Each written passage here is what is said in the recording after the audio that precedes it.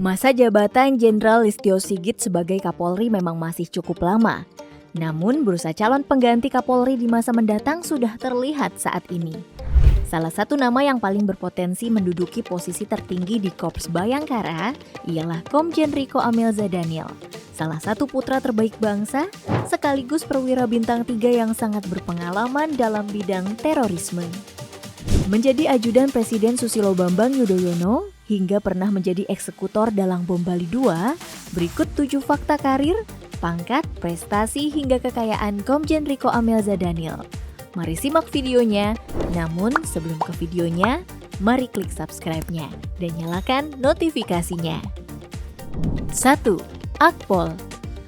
Setelah menempuh pendidikan SD hingga SMA di kampung halamannya, pria kelahiran Bogor 14 Agustus 1966 ini akhirnya masuk Akademi Kepolisian Akpol Semarang dan lulus pada tahun 1988 sebagai lulusan terbaik dan mendapat penghargaan Adi Makayasa karena dianggap memiliki prestasi bagus di bidang akademis, jasmani, dan kepribadian, di mana ia dilantik langsung oleh Presiden Soeharto di Istana Merdeka pada tanggal 23 Juli 1988.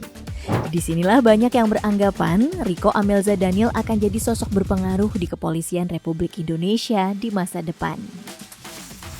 2. Jejak karir. Sosok jenderal yang berpengalaman di bidang reserse dan terorisme ini pertama kali dinas pada 1990. Kala itu ia ditugaskan sebagai Kepala Unit Kejahatan dengan Kekerasan di Polres Metro Jakarta Pusat. Ia kemudian sempat juga menjabat sebagai instruktur di Akademi Kepolisian Semarang pada 1992.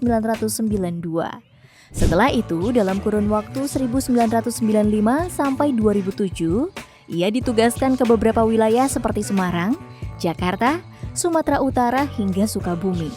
Barulah pada tahun 2008, karir Riko mulai melejit setelah ia dipilih sebagai Kepala Polres Metro Jakarta Utara.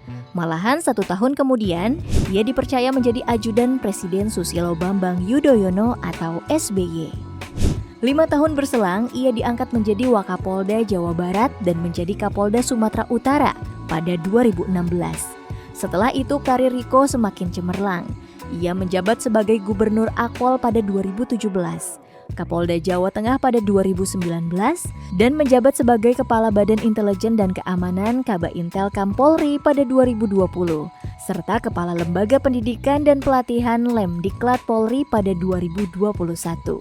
Karena beberapa prestasi memukaunya di bidang penanggulangan terorisme, pada 27 Maret 2023, ia ditugaskan sebagai Pati Densus 88 Anti Teror Polri dan pada 3 April 2023 lalu, Komjen Riko diangkat menjadi Kepala Badan Nasional Penanggulangan Terorisme menggantikan Komjen Boy Rafli Amar yang memasuki masa pensiun. 3. Kasus ditangani. Salah satu kasus besar yang ditangani Komjen Riko ialah kasus bom Bali 2 tahun 2005 lalu yang menewaskan 202 orang. Kala itu ia yang tergabung dalam tim Bareskrim Polri bersama sejumlah nama tenar seperti Tito Karnavian, mantan Kapolri, dan Idam Aziz, mantan Kapolri, melakukan penangkapan terhadap terduga dalam kasus bom Bali 2, Dr. Azari dan kelompoknya di Kota Batu, Malang, Jawa Timur pada 9 November 2005. Tak tanggung-tanggung, Komjen Riko jugalah sosok polisi yang jadi penembak mati Dr. Azari dan membuat dirinya serta anggota tim Bareskrim Polri mendapat kenaikan pangkat yang signifikan dari Kapolri Jenderal Sutanto. Selain itu, Komjen Riko juga pernah menyingkap kasus terorisme penyerangan dan penembakan Pos Mapolda Sumatera Utara oleh Syawaludin Pakpahan pada 20 Juni 2017. Ia yang kala itu menjabat sebagai Kapolda Sumatera Utara turun langsung ke lapangan dengan mendatangi rumah Syawaludin Pakpahan, di mana ditemukan berbagai barang bukti seperti video-video anak-anak yang diajarkan cara berperang dan dokumen ajaran ISIS. Berkat temuannya, Syawaludin Pakpahan berhasil ditangkap dan divonis 19 tahun penjara. 4. Prestasi. Selain cerdik dalam menangani kasus, Komjen Riko juga cerdas dalam hal akademik. Pada 1993, ia sempat mengikuti pendidikan di PT IKA dan lulus dengan predikat terbaik. Lalu pada 2002, ia juga sempat masuk ke Sespimpol dan lulus dengan predikat terbaik untuk penulisan naskah strategis. Sementara itu, Komjen Riko juga banyak meraih penghargaan di bidang militer. Di antaranya Bintang Yuda Dharma Pratama 2022, Bintang Bayangkara Utama, Australian Federal Police Partnership Medal 2023, dan masih banyak lagi. 5. Keluarga. Komjen Riko memiliki seorang istri yang bernama Hajah Yudaningrum SE, serta 3 orang anak, yakni Ibda Muhammad Yudhistira Riko STRK, Nada Salsabila Riko SKET, dan Aisyah Fahira Riko. Salah satu anak Komjen Riko yang bernama Ibda Muhammad Yudhistira Riko STRK merupakan seorang anggota polisi lulusan Akademi Kepolisian Akpol Angkatan 51 Adhiana Yudaga. Buah jatuh tak jauh dari pohonnya. Saat hari kelulusan, Yudhistira meraih 6 prestasi yang cukup membanggakan seperti sang ayah beberapa tahun silam. Di antaranya peraih penghargaan medali dan piagam Ati Tanggon Emas dan prestasi terbaik 1 nilai Gatra Karakter. 6. Harta kekayaan.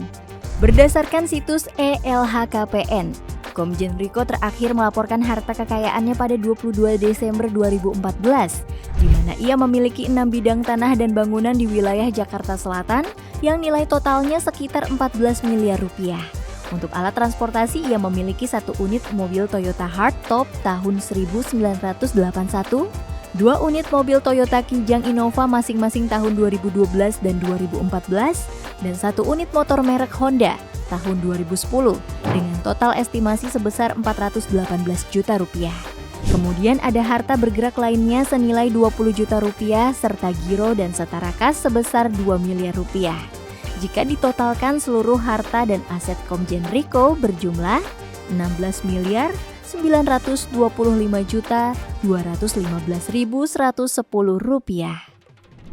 7. Kontroversi. Ada sebuah cerita menarik saat Komjen Riko menjabat sebagai Kapolda Sumatera Utara pada tahun 2016. Pada tahun itu, perpolitikan tanah air khususnya di kota Jakarta sedang memanas. Hal itu tidak lepas dari Pilgub DKI dan kasus dugaan penistaan agama yang disangkakan kepada mantan Gubernur DKI Basuki Cahayapurnama.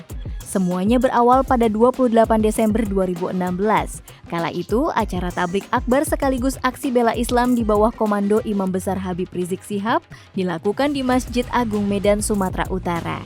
Komjen Riko selaku Kapolda Sumatera Utara ternyata juga turut hadir dan berorasi di acara tersebut.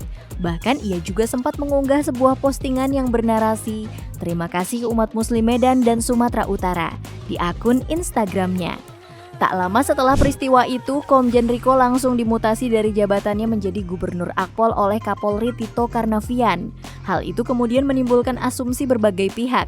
Banyak yang menyangkut pautkan mutasi dilakukan karena Komjen Riko sudah menghadiri aksi bela Islam tersebut. Namun Kapolri Tito membantah tudingan tersebut. Ia menilai Komjen Riko sebagai sosok yang berprestasi kala memimpin Polda Sumut. Karena itulah ia merasa sosok Komjen Riko cocok untuk mengemban tugas sebagai Gubernur Akpol dengan harapan bisa mendidik para calon pemimpin Polri. Selain memiliki track record serta capaian yang luar biasa, juga hampir tidak pernah terdengar berita negatif tentang sosok Komjen Riko. Jadi kemungkinan besar beliau nanti akan terpilih sebagai Kapolri menggantikan Jenderal Listio Sigit. Kira-kira bagaimana menurut kalian guys? Jangan lupa tulis di kolom komentar. And see you next video. Bye-bye!